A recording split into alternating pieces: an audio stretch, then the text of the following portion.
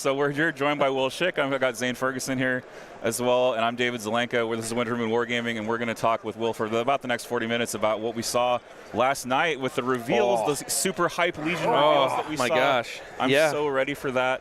Congratulations on a very succspecial panel. Thank you. Everything seemed really well received. Yes. We love seeing all the previews. My personal favorites were the not spiders, the wheel bikes and the pirate battle tank. Yes. Those were my favorites. The W05, that thing's, I hope you get a chance to jump away and see it in the case because that thing is a chunk monster. Yeah, I plan to at lunch. It is huge. When we came off the printer the first time, we looked at it and we were like, oh my gosh, this thing's the most amazing thing ever. Will it fit on a base? Yeah, fair enough. And it sort of peg does. is like, I got this. Yeah, it sort of does. It's a mighty peg. Yeah. But yeah, just a really cool design and really fun to bring into the game. And then, of course, we have Gar Ahsoka coming in. And we have this promo card here. Yeah. And so that's been widely seen now. Like everybody and their mother has seen this. That's true. But we are super curious. If you could give us any hints about her mastery, because we've all been Googling. We've been like, what's the lore? What is she in mastery? Like, what is? I'm afraid you asked for the wrong Will on this podcast. Oh no! If you want that. No, it ties into her kit really well, and it'll be cool. You'll get the rules for it on April 15th with the Legion developer update. Cool. But I can't really give you like the blow by blow because I'll probably get it wrong. That's okay. And then everyone will be like, "How dare you?" Yeah. Will Shick said this. We went through a bunch of different iterations in playtest and stuff to try to like bring her together, make her kind of match up with Rebels and things, but.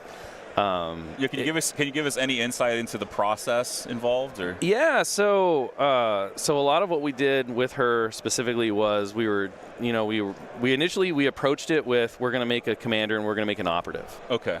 That was our thought. So a lot of people believed that there was going to be a commander and operative. It was spot on because that's kind of how we first approached it. And then as we were going through, like I talked about last night, one of the big things that has been our mantra and our really big desire to kind of hit for the Legion community in the game and all of that is to give players opportunities to put like iconic characters on the tabletop, but not necessarily have them be the focus, right? And how do you do that? And so one of the things that we started to look at was like the Fives and the Echoes of the world, the Wrens and things like that. Inferno Squad, like Gideon, and we were like, well, that works. Why can't we do that with some larger named characters? Yeah. And what that allows us to do is to let players have more flexibility in terms of how they're structuring their armies, like the characters so you're like, I really want to focus on Anakin Skywalker, but I also would like to have Ahsoka just because I want to tell that story. I want to tell that narrative on my tabletop. And instead of like investing into an operative, which still requires you to think about your command hand, which we've talked about a lot, right? I'm probably going to need one or two of her command cards maybe to make her really like function the way I want to, and now I'm not going to have command cards for the other ones.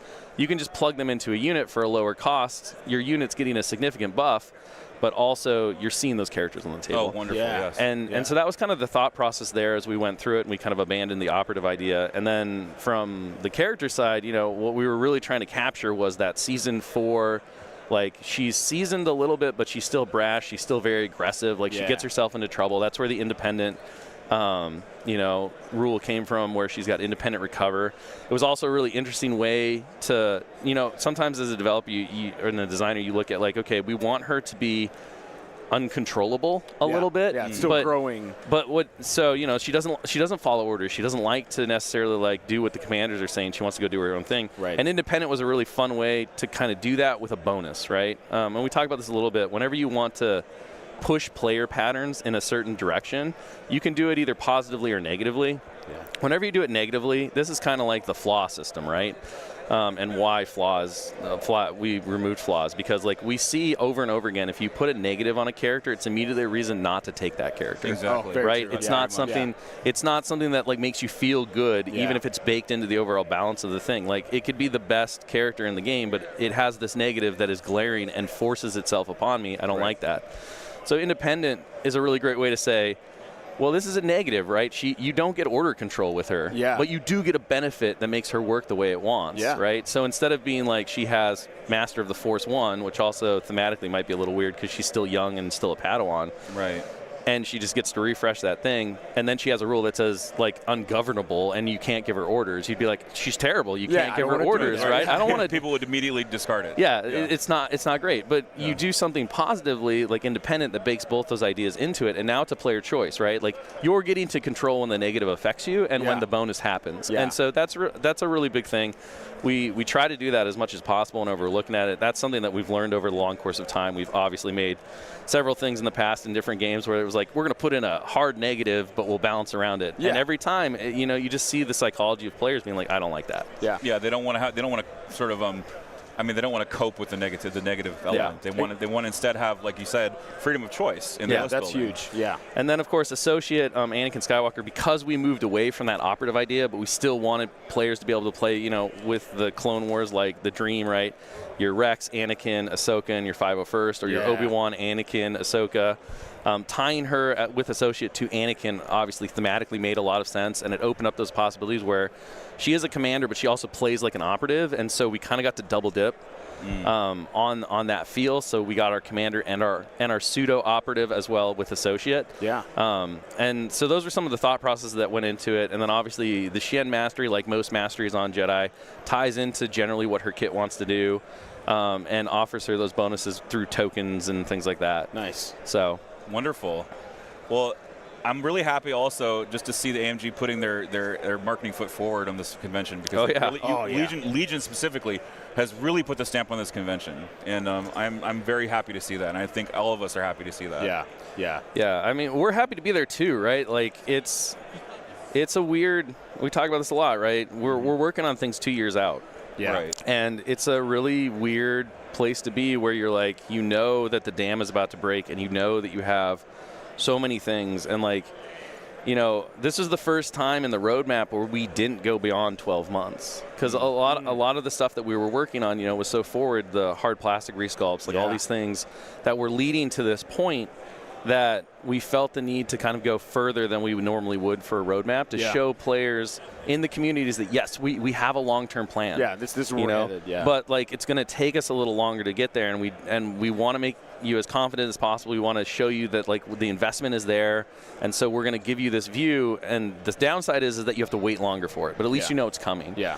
And now it's really exciting to be at a point to where, like, at the next roadmap, we have huge surprises planned that we're not previewing before. Because you're like, we're here now. Yeah, because we're here now, right? Up, like there's so much for next year that's not on that map that comes after that Q2 break, which is like right in March and all that. And we get to have that be a surprise. We get to do stuff where like the first time you see it is going to be in an awesome video. Yes. Right. Yeah. And was an awesome video last night. It was super fun. Oh my gosh. The way that you reveled Hondo in the pirate tank. Because it came up, and I still saw the bar at the video, and I was like, there's still video there. Yeah. We wanted to do a little stinger at the end and kind of have him be revealed that way. Just for that was only for Adepticon. So the video that's like going to be out everywhere is that same video, but it cuts off before then. Oh, right. Wow. Okay. So that was like a unique little thing for the show. That's cool. But being able to do stuff like that, right, and to kind of have more surprises and focus a bit more on like what's coming, that's a really great. I think it's a really great moment, because we love getting people excited. We love being able to like show you something that you've never seen before. Yeah. And this roadmap was really big. We showed off a lot of stuff. We explained a lot of things, but we've seen a lot of that stuff up to now outside of like Hondo and the WLO and stuff. Yeah. And that's part of us like getting to, we're catching up with all the things that we've been showing forever, and now we're finally here. Yeah, the wrapping paper's off. We're starting to open the box now. So it's so awesome, and that goes along, like with Legion and being able to like put up the banners and show the new art and have the new designs and all this.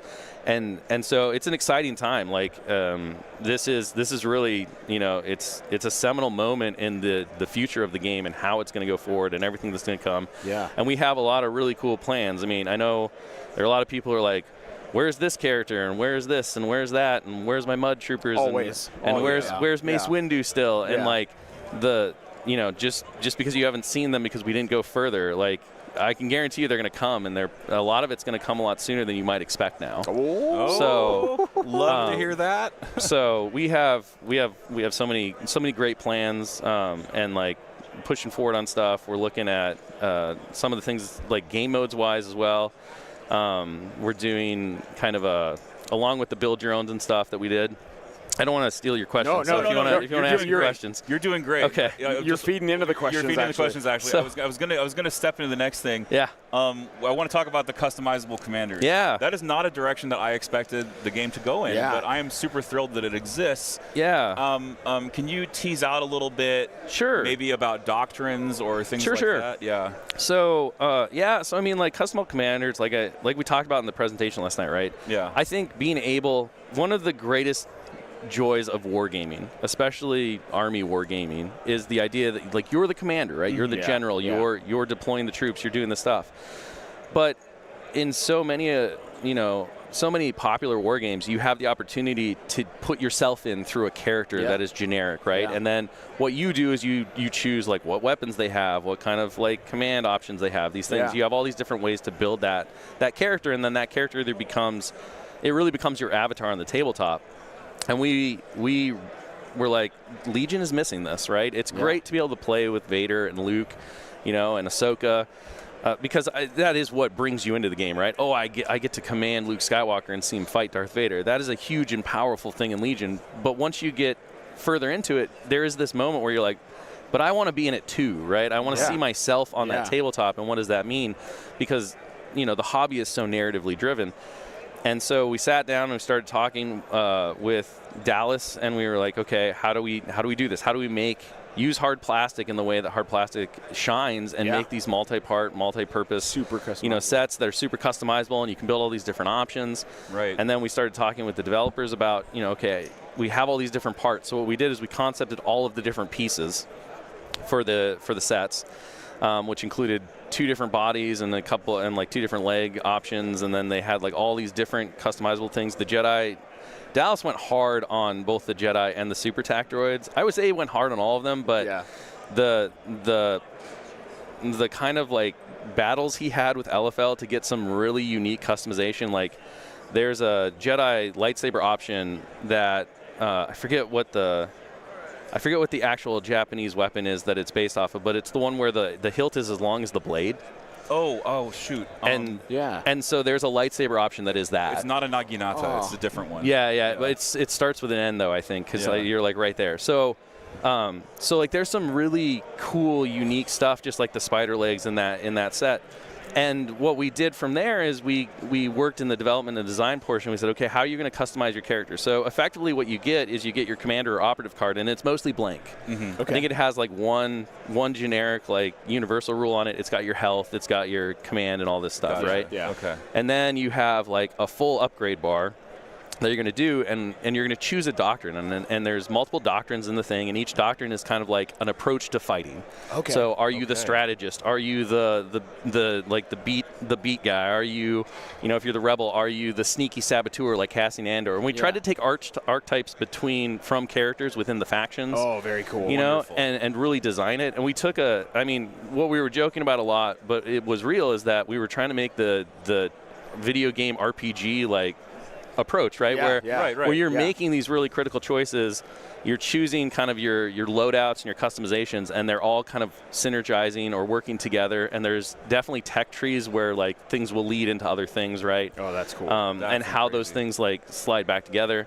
And so it was really fun. I think the other thing that was really neat about it was not only do players get the opportunity to create their own characters and maybe themselves in Star Wars and in Legion, but it also really opened up very quickly a lot of like filler for things that certain factions are missing, right? Just little gaps. Just little gap fillers that are like, we have all these great characters, but we're missing like we just need a low cost like roadblock operative. This was one of Dursam's big ones. He built in playtest several times. He would build his Imperial commander with like the doctrine that was like the fighter, and he'd give him the electro baton, and he'd have like hold the line and all this stuff, and a couple of other things.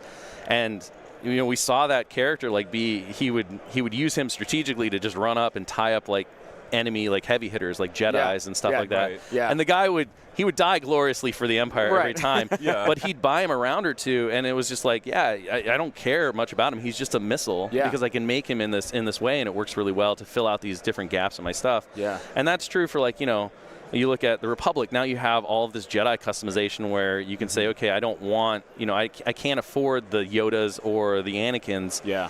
But I want to like fill with some Jedi operatives for like some good forces. So I'm going to take the Doctrine. I'm going to take the I forget what it's called, but there's one that like gives you multiple Force slots. Yeah, wonderful. Because that comes with the thing. So like you can be like the Master of the Force guy, which is kind of based on the Yoda archetype and stuff. Sort of the Jedi General, maybe. Yeah. Like I think it's the Guardian. I think it's the Guardian, and then there's Guardian, there's Sentinel, and I think there's one other one that's in there, based on the things. And of course they do kind of what they do in the stuff. And and these things are absolutely like they're legal for all levels of play. That's awesome. Yes. They're not like locked behind some kind of narrative thing, right? Yeah. That wouldn't make any sense. That was actually the next question I was going to ask. Oh, there you go. Can I bring my? You can. Can I bring my customizable character to a GG? Yeah. Just like any other war game, right? Where Wonderful. you get to make your own captain or your own general, and like it's all baked in the rules. It's all balanced out. That's so cool. I love that. And so so again, it's a really cool thing in two ways. One, it lets us put ourselves into the game more and have that avatar on the tabletop. It opens up some really cool list building and possibilities, some really cool hobby opportunities. Yeah. And then it also, it really supplied some ability to like rapidly give some missing options for those two slots to players that they control. Yeah. Right. Yeah. Right. And rather than being like, okay, well, I need this one and this one and this one. And I suppose it's probably a good time to give a little preview as well. Yeah. Of always a positive with a little bit of a negative, but these do replace the generic officers within Empire, Rebels, and Separatists. So the generic super TAC, that one no longer exists in the new edition. Okay. Because we needed the space to be able to make these, but you can make that, you can effectively make what that guy is with this set. With the generic. And of course, that miniature still works for Kalani and Kraken, right? The named ones are still there. Yeah. Right, but the generic super TAC is no more. It's being replaced by these. Wonderful. And like if you wanted to use that generic super TAC and do a little hobbying with the extra parts you get in the kit and have another like customizable one, that'd be cool too. We love the hobby. The Imperial officer and the Rebel officer no longer are units, so they're no longer commander units, but they still upgrade into units. Okay, so they still slot them into they still slot into troopers. units and stuff, so you still get to use them that way. And then, of course, the clone commander is the one that so far is still here because the Jedis don't really step on the toes of the clone commander themselves, right? Yeah. I'm sure in the future, as the game evolves and grows, and obviously we talked about, we have a lot more of these planned. I would love to get to a clone one because Jedis are cool, but clones are also really cool. Yeah, of course. And I love running non-sabers with my clones. Like doing a generic build your own clone commander, obviously. I mean, that's on the list of someday. Yeah. And so when we got there, that miniature would probably wind up going in the same direction so that we would have the design space to do it. But of course, that's not in the immediate future. So I do want to point that out too, because we've mentioned a couple times on some different streams that not everything is going to make the jump when we get to the April 15th card docs. Right. The vast majority of it is. I think it's like 5% or less, and a lot of it is things like that are either being replaced with something new, and then you can still use them in one of their two capacities, and things like that. So we've tried to always find uses and be really, really honoring of the fact that all of these miniatures, we put our time, we put our effort in, we put our hobby into. Right. They're still going to be. And we want to make sure that as many of them as possible are still available and usable within the game, maybe in a different format. So. Well, so there you go. I love those transitions, Yeah. and I love this change that you're making, and I'm just super thrilled this is happening. The dynamic change in a list for adding those in is just and the fact that you mentioned there's like gap fillers abilities. Yeah. Like if I really needed this in my faction, I could find it here. Yeah. I can make it happen for what I want to, instead of like, that doesn't exist. And the goal, right, isn't to like override.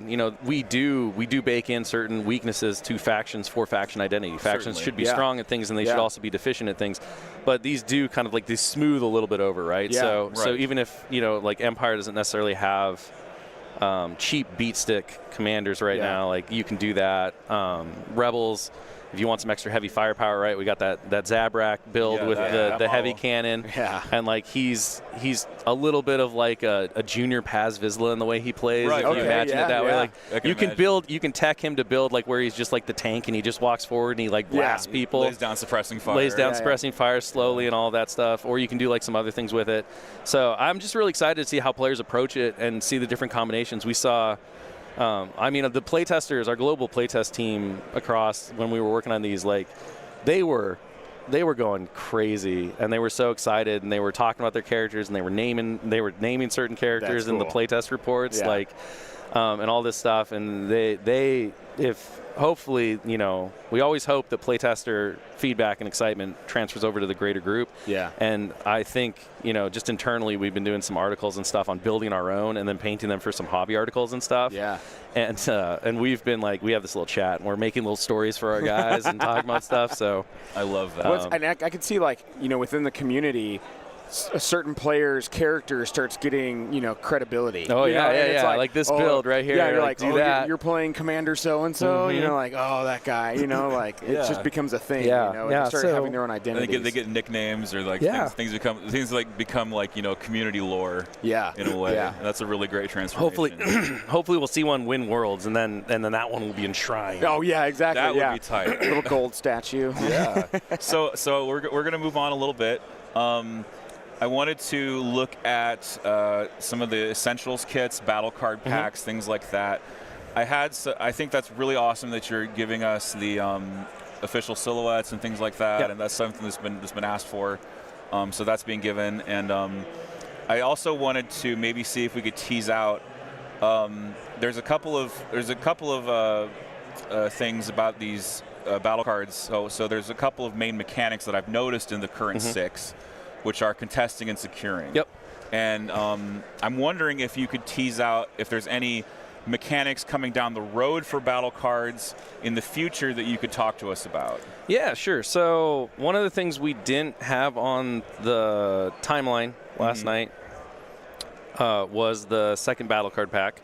It is going to come right around March, April of next year, provided that no logistical nonsense happens in a year, but who knows. But that's the target.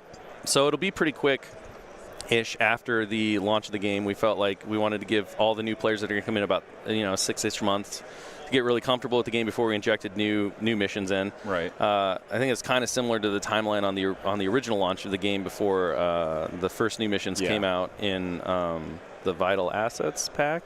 I always get the two confused. Yeah, so the one with the moisture evaporators. Priorities. That was the old one, yeah. And so they are coming. And one of the things that we've been looking at now that we've really established the baseline of the game and we're really happy with where the missions are working is to go back and you're going to see some pretty new approaches. We went back and we looked at payload. Which was one that players talked about a lot, and we have been working on how do you take that concept and make it a little less abusable, put it into the new system, but get those more dynamic objectives like you're talking about. So there's a payload one. There's a new hostage exchange as a secondary that has worked out really, really well. That's awesome. That takes kind of what we identified as the abusability of it and some of the core problems with how it was being approached as a primary mission, and worked those around also to try to make it a little bit more thematic in terms of how things work. I think overall the playtesters have been pretty happy with the fact that how the adjustments have been made. So there's definitely more stuff in there like that, right?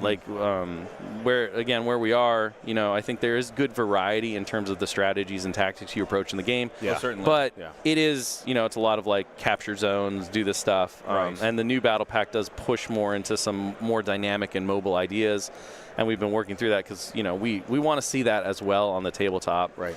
Our big thing, right, is to always try to avoid missions that can be won basically at turn 0 if you have a bad list matchup, right? Certainly. Yeah. Those kinds of things where it's like that was a big issue in Old Legion. If I can get this and I have this certain skew and you don't have an answer to it, then the game is mostly moot outside of me not knowing how to play that. All uphill for you, all downhill for me. Yeah. Right. And so infiltrate on the middle box and recover, or Vader hostage exchange, or roll hostage exchange. Yeah, absolutely. Yeah, and so as we looked at the new secondary that is hostage exchange, one of the things that we looked at was, okay, what happens when Vader has the hostage, right? Yeah. And do we want that? And so in the new one, currently right now in the new one, you can only attach the hostage to a unit. So a character can't take the hostage, and that kind of avoids some of those abuses that are there. It also, I think, pushes more tactical questions about, okay, do I want to go after the hostage? Do I want to try to eliminate the unit so I can get it free? Those kinds of things.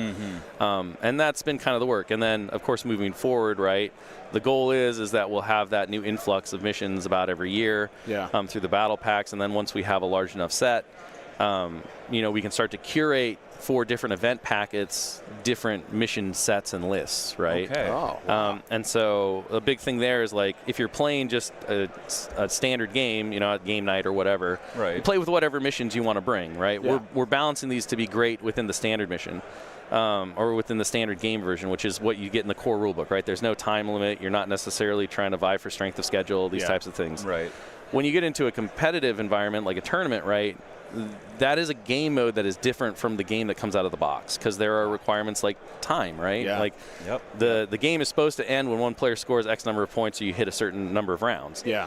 But in a tournament setting, you have a clock, and the game can also end on the clock, and that changes so much within the environment and things like that. So being able to kind of go in and dynamically adjust season to season what players are looking for, also, just being able to shake things up in a natural way that says, all right, well, players are really gravitating towards this advantage or this secondary. Let's remove that and put in something else. Or let's just remove this map design in general, right? Yeah. Let's get rid of center point objectives, because now we have ones that have no center point objectives. Yeah. And what does that do to the players' challenges for different factions and how they approach it and build it? Yeah. Right? And I think that that's really exciting from the tournament and competitive standpoint, because it means that it's fresh. There's always new challenges. And it does allow us a little bit of control to go in and shake things up without necessarily having to rely on here's a bunch of new units that are more powerful than others or things like that. We can nudge the meta in certain ways. Right. You have a little bit of how do you say it, marionette kind of thing going on. So you're able to make some micro adjustments without having to pull the strings, if you will. Pulling the strings out like Palpatine. You're able to do that without having to go in and take a scalpel to it, which is actually errata or whatever. I think Tarkin also pulled the strings too quite a bit. Did he? On what I saw. Okay. I thought so. That's fascinating. So. I love that. I watched Rogue One. Yeah. For sure. Definitely tugging on Vader's strings in New Hope, right? So he completely snaked Krennic. Exactly. And then the other big thing about that kind of separating the game as it comes out of the box with all of the different mission types, and then having that curated list. We talked about this a little bit when we were doing the Marvel presentation, because we were talking about the War of Kings pack and some of the mission stuff we're doing there. And obviously a lot of the logic transfers between the different game lines. Sure. But it also gives us the opportunity to make missions that are functionally balanced and work within a standard game, but may not be great for a competitive environment, right? Things that can be more easily abused to push, hopefully the balance at the table is close to 50-50. Yeah. But maybe this one gets you to 58 because it has some skewability or stuff. Be that close and, to shade. And you can just be okay, well, you don't have to worry about that one in a tournament, because if players are just approaching the game to just play and have fun, it's fine. When players are approaching to be okay, I'm gonna maximize my efficiencies, and I'm definitely driving to win, and so I'm gonna pick the best of the best. Yeah. Those little percentage points can add up to a lot, right? Oh, and, for sure. And what we're always, when we talk about balance and stuff, what we're always focused on is not that things are equal, right? It's not a 50-50 split. It's that in the aggregate, player skill will be the deciding factor in the end of the game. Yeah, right. Certainly. So there's your turn zero approach, right? So all the stuff that you're going to do, and then there's the dice luck, and then if our balance curve is tight enough, I always say if the balance curve is right, a higher skilled player can take less good things and beat a less skilled player, depending on their differential, that's using the best things. Certainly. Yeah, right? Yeah, certainly. absolutely. And if you can see that kind of play out, then I think you have a really good kind of healthy ecosystem of balance. Yeah. And so that's what we're always kind of looking at.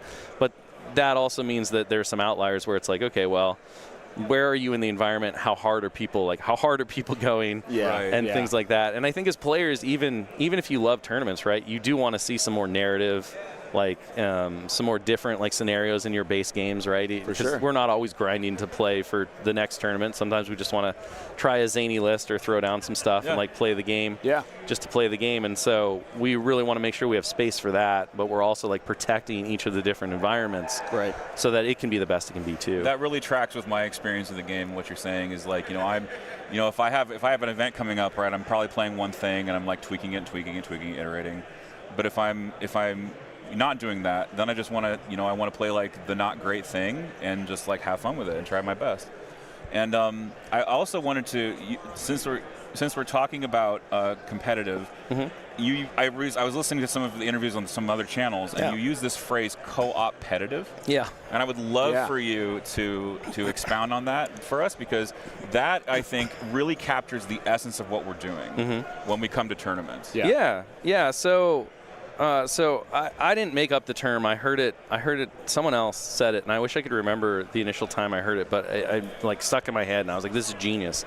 But the idea being that it's so these games require an opponent. Every tabletop game, one of the best things about tabletop is the fact that you sit across the table from other people, and you share this experience through the game, and you create this narrative tale that is us playing the game, us interacting with each other, us responding to each other in this really human and connected way. And that's really magical, right? So we all know that, like, what do we want? We want more players. We want more people to play against. We want our community to grow. Why? Yeah. Because the more people that are in that community, the more chances we have to play the game. Yeah. I think personally, I know, but I'm pretty sure everyone has always had that like one board game that they really loved. They played with their group, and they were like, I love this experience. I want to play this more. And then the rest of the game group was like, not for me, dog. Yeah, and you're like, so it doesn't matter how much you love that game, how good you think that game is, if your game group doesn't agree, you're not going to play it. Yeah. Because you can't force them to engage with you, right? Like, and if they do, if you guilt them into it, the experience is never very good, because they're just like, they just want to be done. Yeah. And so co-opetitive is just, it's an amazing thing to say, okay, Legion is a competitive game. There's a winner and there's a loser. But we have to, like, it's a game that requires cooperation and like you to connect with that opponent and to see each other as people and as allies within the game experience. Because if you don't, right, if you just play and you make the game miserable for somebody else, they're probably not going to want to play you anymore, right? We've all run into those players, sadly, unfortunately, I just want to go grab a drink or something. I just want to quit and grab a drink. Really hard to like find those people. And so the look of the kind of the argument, right, is that yes, these games absolutely, they have a winner, they have a loser, they're working for that. But we have to remember that they only exist when there are people who want to play them, right? When we are gendering great communities, when we are being excellent sports, when we are engaging, remembering that there's a person across the way, right? Yeah. And the games you remember most are the ones where like you were laughing and telling a story and you were seeing it unfold, and you had those war stories. It's and so that's another thing too, is like if you can remember that the game is co-opetitive, that the game only exists when your opponent does something and you react, and then you do something and your opponent reacts, and these kinds of things, even though there's a winner and a loser, right, we all kind of win because we all got to play the game, we all got the experience. Yeah. And you don't focus as much on like the total, I mean, it is important to like climb the ladder and win the trophy, right? We all want to do that. Yeah. Sure. But the ultimate victory is just playing the game and being able to play the game over and over, see your skills grow, those kinds of things. Right. Sort of like it's more of a human element. Yeah. To it. It's not just, it's because like this is kind of a deep cut, but there was a chess master named Emmanuel Lasker. He wrote a book called Chess for Fun and Chess for Blood. We never play Legion for blood here. Yeah, we're exactly. Never gonna do it. If you play Legion for blood, you're not going to have very many friends. No. No, and I mean, it goes back to kind of talking about we have this moment, right? This big moment in Legion where we have the new starters, we have all this stuff, and we can see the community grow in a massive way, right? And to have all these new players come in to share the passion of the hobby and the game with so many new people, and then to set Legion up to be like this phenomenon for the next many, many years. Yeah. But that only happens if it's a community that people want to come to. Yeah. Right. Yeah. The other kind of example I always give is like in professional sports, the worst team in the league has to play the best team in the league, even though they know it's pointless. Yeah, right. Because they get paid to do it. That's not true of a hobby, right? Exactly. If the experience is miserable, people will go find a hobby that isn't, because that's why you play in the hobby. So it's just, I think it's like even if you're playing the most efficient list against a player who doesn't have a great list, there are ways to make that player have a good time, right? Like just engage with them, laugh with them, talk about things, maybe provide advice and tactics if they want that. Yeah. It's always important to be like, do you want to hear my thoughts on what you should do, or like things like that. Yeah. But in the end, right, you don't even have to help them. You can just like be like, all right, let's tell the story, right? Like, it's a rough one, right? The Rebels are really getting pressed up, but they're going to come back stronger next time. We're going to do these things, and we're going to make these jokes about this, and maybe there's an unexpected roll that you can all celebrate. Right. And that's one of the wonderful things about this game is like sometimes the outcome that is most expected is unexpected. Yeah. And I think that's the most Star Wars the game ever gets, right? Oh, absolutely. For sure. I want to detour a little bit from the script and just ask you about, or just comment a little bit about the fact that we're getting weekly play kits. I'm very stoked for those. The packs. The fact that it's no longer just the leagues that I make up for my group. It's now like we're seeing the return of weekly play, the return of I don't know if they're quarterly, but like it was in the old system. It was like close-ish, yeah. But it was like multiple times a year we're gonna have like support kits. And I'm so thrilled for that return. I think that's fundamental to 100%. building communities on the store level, and then of course all those feed into events like this, Adepticon. Yep. Right. Yeah, and so the store tournament league kits. There's 3 per year. One of the reasons that we did that is because a lot of us ran stores as owners or as employees or as event organizers, and it's pretty hard, especially in the U.S., to get players to play in events like from mid-November until like end of January. Oh yeah, because like it's just kind of like a holiday stuff and everything. And so instead of creating kits that we felt would be underutilized because of that timing, we kind of just avoided some of those months. And that led us to have 3 kits instead of 4, right? Yeah, I think that's totally perfect. And, absolutely. And so there's 3 instead of 4 for that reason, is that we're just kind of like being like, we don't really want like a semi-dead event, A, because players won't get those rewards as often, and B, we might wind up with too many of them sitting on shelves or whatever, like a retailer gets one and he can't run the event or things like that. So we did the 3. And like, you mentioned that you run leagues and stuff like that. I think one of the really neat things about those kits is that they are multi-purpose. So you can run the tournament, you can run the league. You, of course, can get a few of them over the course of their availability and run both. But it really opens up options and opportunities for different communities to engage with the game in the way that makes sense for them. And then the weekly play kits, I mean, that was a big swing for us. Pitching that one was pretty wild to the powers that be at Asmodee and being like, hey, we want to do this thing. And yes, it is done for a TCG, and we're a miniatures game, but I guarantee you that players will largely think this is super awesome, and it's going to be really neat. So just let us try to move forward on this initiative and opportunity. We're going to start with Legion on its launch year, and if it proves out and everyone loves it like we think they will, hopefully we'll get to do a few more of them in other places. But yeah, it was, again, like we talked about, right? The local game store, we know that is the beating heart of our success. So we're successful if the local communities are successful. Adepticon gets more successful the more successful local communities are, those kinds of things. And so I was really enamored with the idea that Fantasy Flight and their weekly play kit proposed to the TCG, and I was like, I'm positive we could do the same thing. And I think if we did, it would have such a huge impact on just the general sense of the community, the play within it. Like, we always want to reward people for playing the game, right? That's the most important part. Absolutely. That replayability that, like, I can come back and, like, say, hey, I get another shot at another promo pack. That is really, really helpful for me as a player.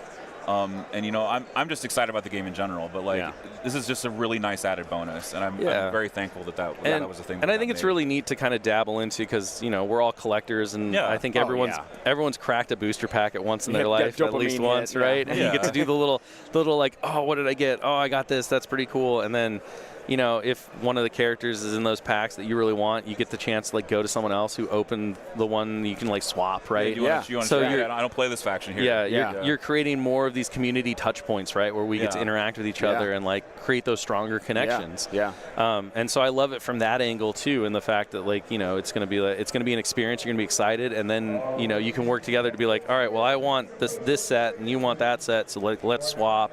And all this stuff, and coming back to the store is going to be that exciting point of like, I'm going to play my 2 games, or I'm going to do my 2 little check boxes. I'm going to get my packs, I'm going to open them up and see what I got. No, I love that one of those options was like paint a new unit. Because I saw that. I mean, he was like, oh my gosh, you could host a paint night at your local store and be like, guys, we're going to paint an officer or something tonight. And like everybody shows up, you all have fun just chatting, hanging out, painting one quick character, and then you're like, boom, check mark, pack, here you go. Get a little pack. And then now next week you get to play that character. And then, hey, if I teach my buddy to play, you know, I get a promo. You know, that's a huge incentive to teach, apart from just wanting to grow the community in general. I have one final question, and there may be a temptation to say that you love all your children equally. But what is one unit design or redesign in 2.6 that you're proud of? That's a hard one, I know. It is. It is. Oh boy, let's think. So one unit design or redesign that I'm most proud of.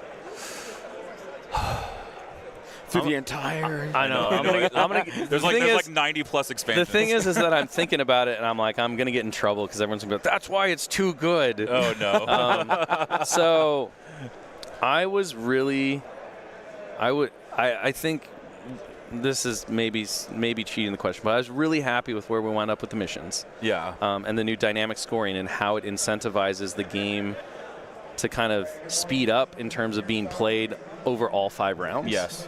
As opposed to, and I know players did really enjoy this, like the kind of the poke, the cat and mouse, and then you rush in and you do your stuff. And I think, you know, as we go forward, some more of that feel will come back in some of the new missions, because I think that is a core part of wargaming, right? Sometimes you want to be aggressive. Sometimes it's more about, you know, being slower, a little slower. But not nearly as slow probably ever as it originally was because of the dynamic scoring, right? There's always going to be that thing where it's like, I have to put pressure in some way. Every round. And that was always a discussion. 100%. So I was really happy with where that came out. I think it opens up a lot of opportunity and possibility. And, you know, from all the games that I've watched and seen from the people who have gravitated towards it and continue to play, it just seems like it gets better and better, you know, the more that they experience and start to realize, oh, I can approach it this way, and oh, there's different ways to do that. And so I think that's a really good foundation for us to build on. Unit-wise, I think, well, so not for the new edition. Bad Batch for me was one of the biggest designs that we did that opens up opportunities for things that we haven't yet shown, but are going to be coming more to the game. Wonderful. Wow. Okay. And so, like, it's like, how do you take this cast of characters and not make them all operatives and commanders, right? So many because main characters. It doesn't really work. Yeah. So, you know, you want to see this cast from a show like Bad Batch.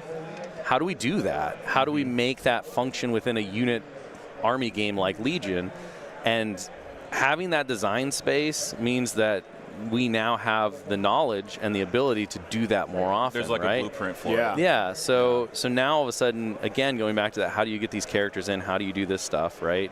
And obviously, I don't care. I'm not going to get in trouble. It's Saturday. The number one, right? The number one that everyone asked for and has wanted to see since Sabine Wren dropped into Legion. I had a feeling. Is Crew of the Ghost. Yes. Right? So, yes. Phoenix Squadron. Yes. So you know, and I think like that the ability to see them all doing their thing as this family, as this unit, that possibility is now very open. And it's a thing that we know how to execute, and we can iterate on what was done with the Bad Batch and stuff like that. There's other groups that are smaller, right? When you think about like pairings, like for example, you know, it's not impossible to see like an episode 4 Han and Chewie, right, that are a unit themselves.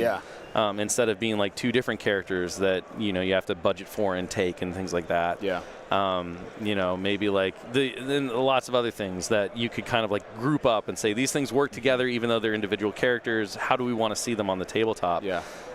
Those kinds of things are really exciting. So I think from a how do we plan the line? How do we expand it? What can we do? Where can we go in Star Wars Galaxy? That was a really big one for me. I was also really happy with the Jin and the Cassian reworks. Oh yeah. Oh yes. I think they're very, very exciting, and Jin has historically just always kind of missed the mark. Yes. Agreed. You know, like just under you where look. you wanted. Yeah, you look at the history of, you know, the points deductions and all of that over the course, and it was like, you know, she kind of became the one example that Pagani always says, well, how many points do we have to take away to make this character good? Is it 0? And it always felt like yes. Yeah. You know? And so we dove, and that's part of the reason why they weren't in that initial July balance update, because the characters that are in there, along with a couple of the other things, like we were still really working to try to dial them in, you know?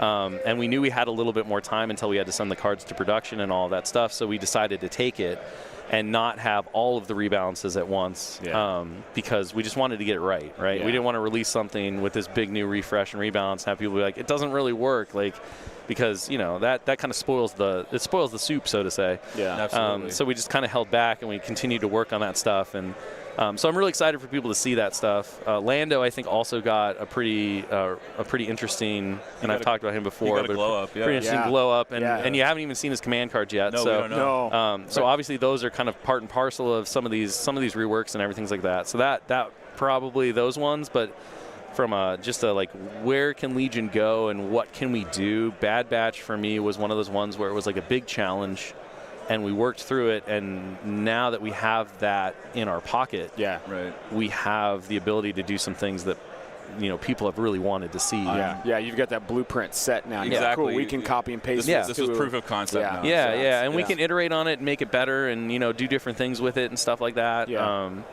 And so it's exciting. I'm really excited about that one. Well, we are too. I have to respect your time. We're a little bit over time. That's okay. Well, I definitely appreciate you coming on. Absolutely. Thanks so much for having me on. It's been hopefully I'll get to come on during one of the normal casts. You know, you can hit up Ross and we'll come on. I appreciate all you do. I've really enjoyed listening to the episode so far. Thank you very much. That's wonderful. You guys have some really cool takes on some of that stuff. I've shared a few with the devs for the mission discussions and things like that. Oh, great. Awesome. So we love the data. Cool. We love the data, and I really appreciate all of the efforts to support the community and help us be more co-opetitive together. Absolutely. 100%. Thank you so much, Will.